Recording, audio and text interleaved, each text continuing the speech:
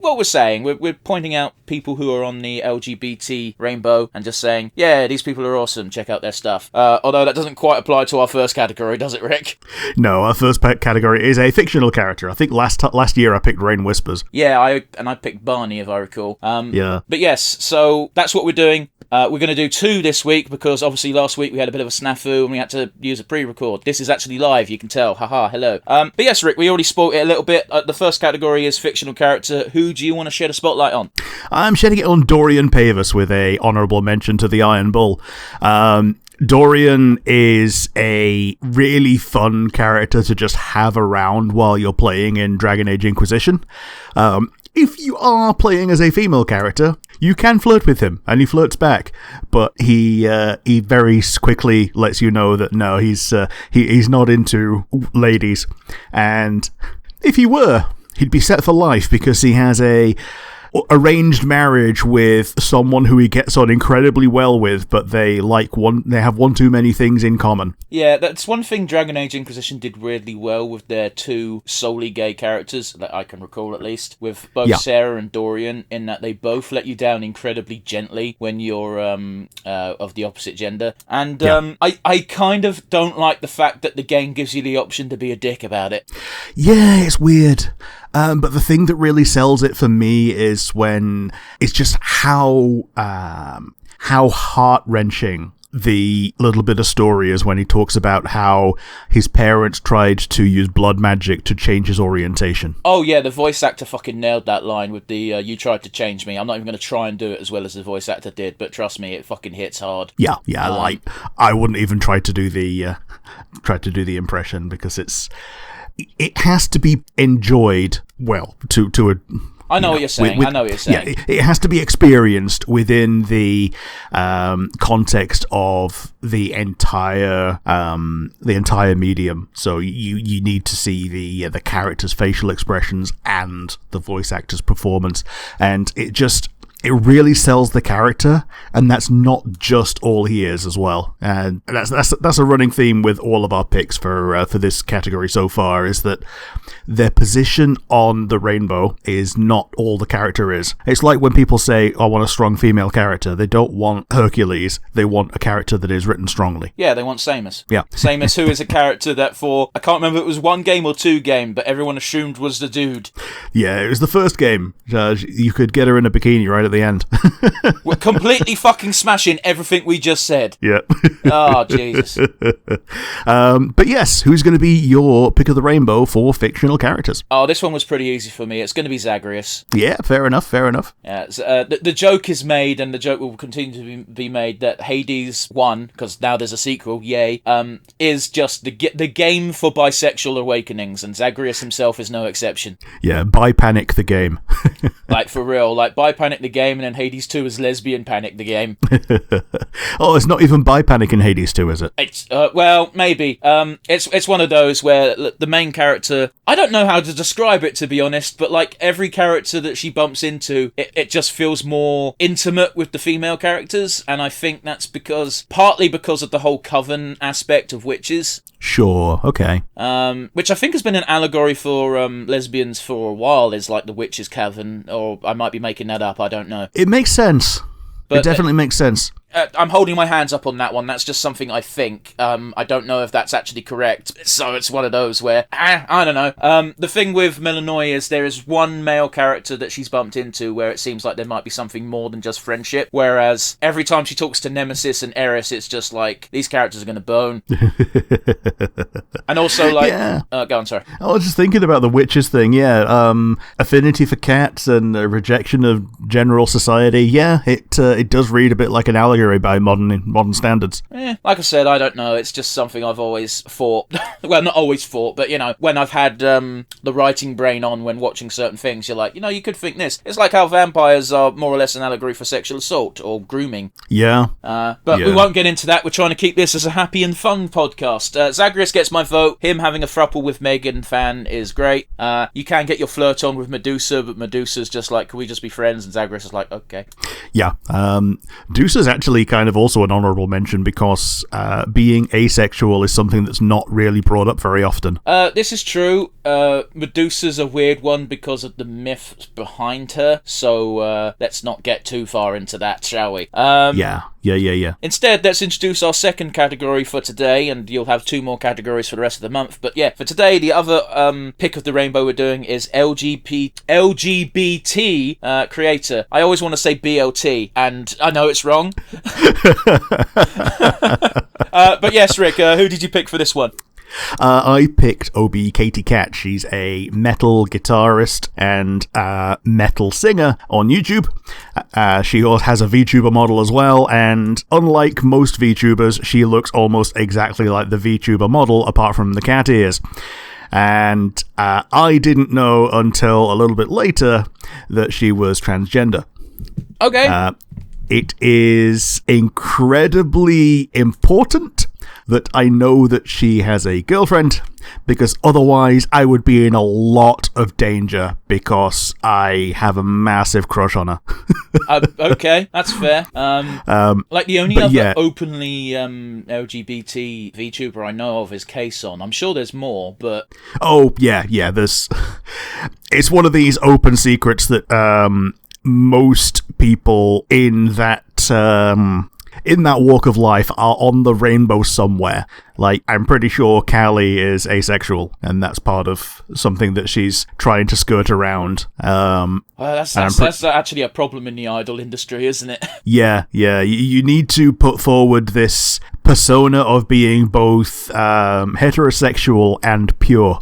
Yeah. But leave enough of a gap in the door that people can think that they can be gross with you. Yeah. Like, I'm not joking, the idol industry... I bring this up every time, but, like, if you're a fan of idols, just be aware the idol industry's fucked. And I'm sure a lot of Western idol fans know that, whereas Japanese native idol fans are probably like, well, they don't think it's fucked because it's always been that way. Yeah. One thing that made me really like her content was when she did a tutorial on how to metal raw, and I've not tried it yet, but I get it. That's dangerous. Yeah. I've seen many... Here's the thing, is I've not seen her tutorial. I've seen a few, because I've always toyed with the idea, and I was like, I don't want to fuck my vocal cords up, I'm good.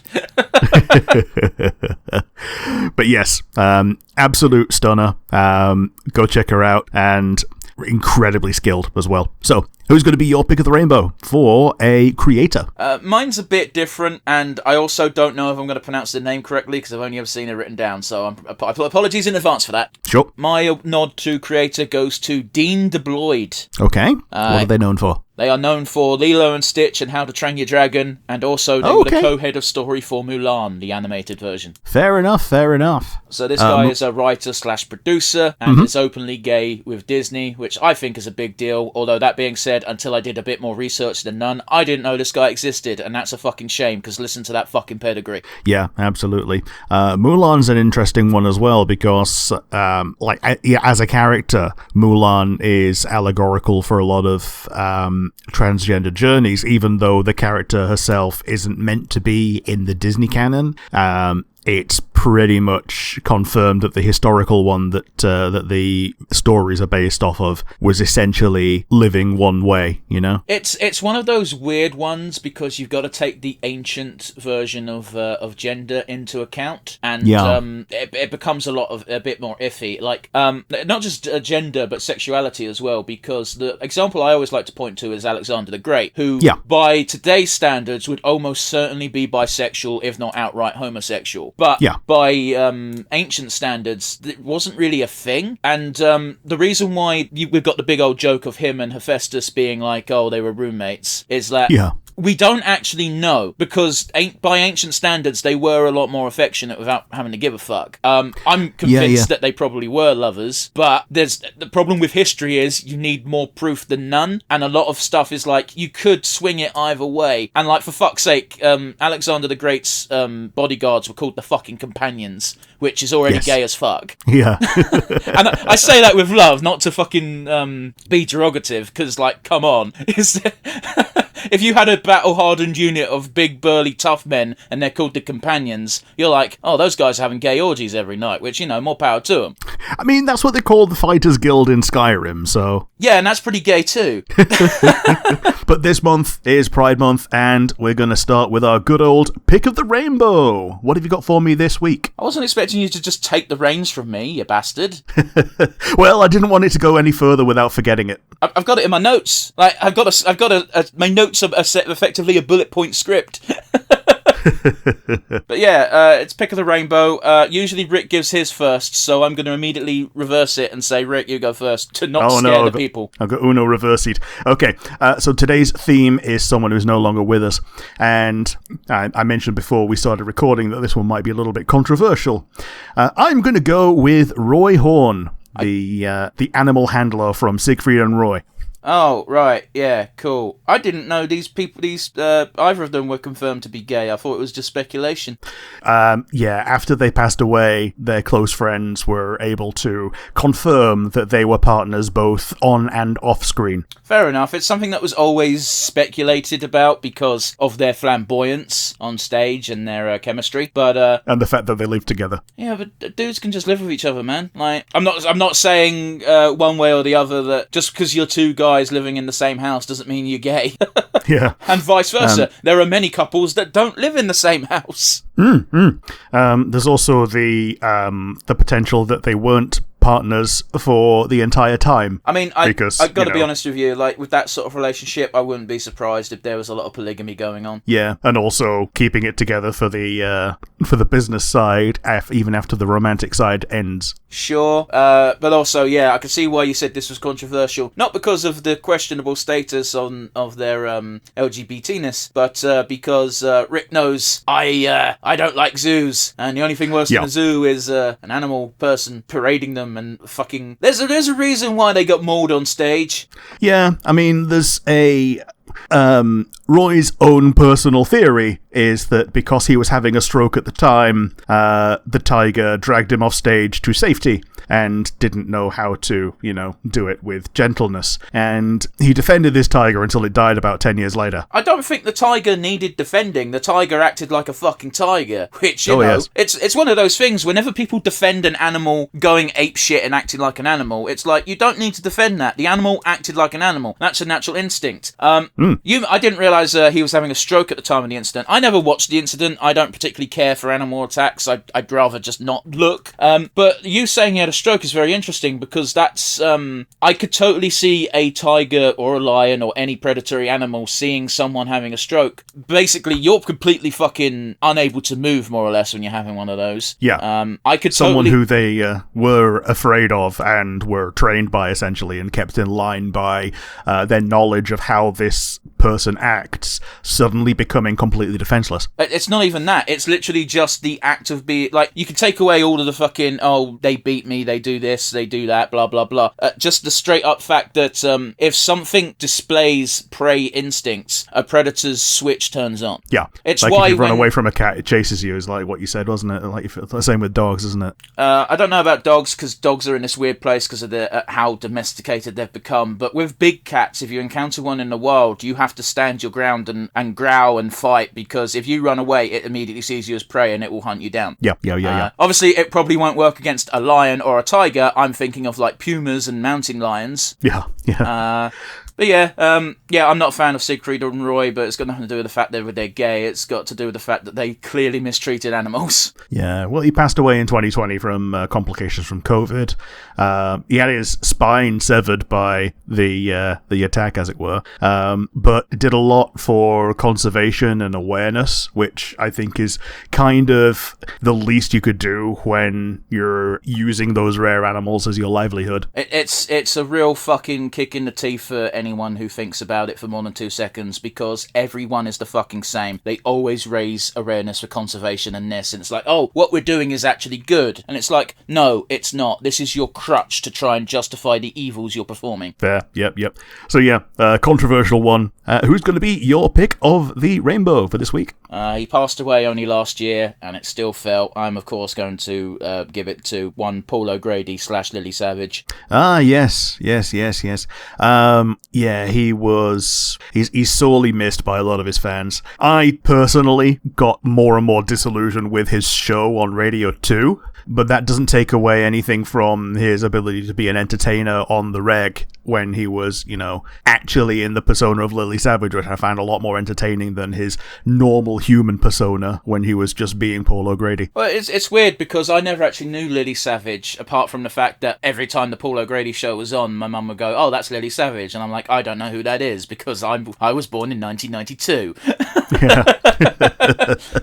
Yeah, I used to just turn off Radio 2 whenever he came on the weekend because all he'd talk about is people's dogs and God bless all the time, and it got a bit old. I never listened to his radio show. I watched the Paul O'Grady show, which was essentially just a talk show, like everyone fucking has one. And yeah, it was a bit of crack. It was good. Like the main thing I want to point out is that despite making it, as it were, in show business, he still very much kept his working class background in check. Do you know what I mean? Oh, totally. There's a lot of people who make it big and they immediately start fucking pretending they didn't fucking come up from the grassroots. And in this country, the real problem is you've got people who are working class all their life, they make it big, and then they immediately become a Tory scumbag. Yeah, Jim Davidson. Jim Davidson is the fucking worst offender because his dad would be rolling in his fucking grave. Yeah.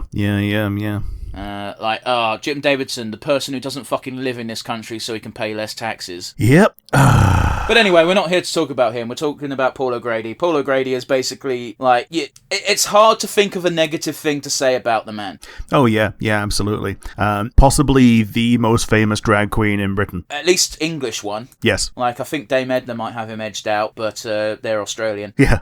It's one of those. And obviously for a big portion of his life he was married to a woman and he had kids. I did a bit of digging and it's hard to tell whether or not he had a sexual awakening later in life or if this was just something to do to... Because again, you got to bear in mind, Paul O'Grady, around in the 70s and 80s, not the kindest time to the gays. No. You basically needed a beard at that time. So, I don't want to harp on. Good guy. He championed a lot of, dog-based charities, which, if you want to be really nitpicky, it's help people first, but he also helped people, so there's really not much to complain about. Yeah, totally. Rick, today we've got basically free space. Who you shining a light on? I'm picking someone who is not actually on the rainbow, but is a icon. I'm picking Dolly Parton, and if she's not one of your top very many favourite people, then you've not paid attention. She's a gay icon because she is such an accepting person. She has her good old charity for bringing books to children, and just generally is an absolute bastion of, if you don't like the way you look, put some money into it. Not to be rude here, Rick, but I'm not going to deny the fact that Dolly Parton is the closest thing we have to a living saint, but you've really missed the brief of the point of this. Yeah, this one was a free space, but it doesn't fall into the categories of other things on Pick of the Rainbow so far. So, yeah, she's the reason that I picked it. Free space it's still meant to be someone who's in the LGBT community, not just any old fucker.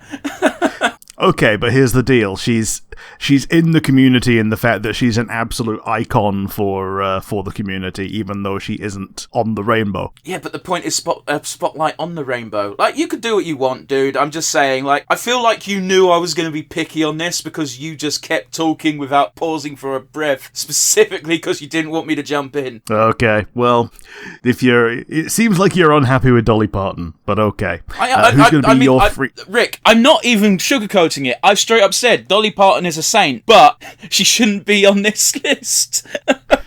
Okay. So, who's going to be your pick for today? I picked Claire Balding. Yeah. She's a bit of a toff, but whatever, I can look past that. She's, for those of you who don't know, she's basically a sporting broadcaster. She started out mostly with, basically horse racing, which is something I wouldn't say near and dear to my heart, but something I watched a lot of when I was younger. And, she hasn't got that many controversies to her name. I think the biggest one is she took the piss out of a jockey's teeth once. But I think everyone pretty much accepted her excuse of she was pointing it out because a lot of jockeys have fucked up teeth because they've been kicked by a horse at one time or another. Turns out this chap just had fucked up teeth. Yeah. But and allegedly she felt awful about it, and he's like, it's fine, because he ended up getting something done about it, and everyone had a laugh about it in the end. But yeah, it's one of those where that's unfortunate, but if that's the biggest blemish on your record, that's a pretty good record. Yeah, absolutely. It's also really easy. Okay, it was really easy for me to forget that she was on the Rainbow, because I know her most from from being a cancer survivor. I didn't even realise she'd had cancer, to be honest. Yeah, that was, it's probably 15 years ago now, but yeah. Damn, good for her.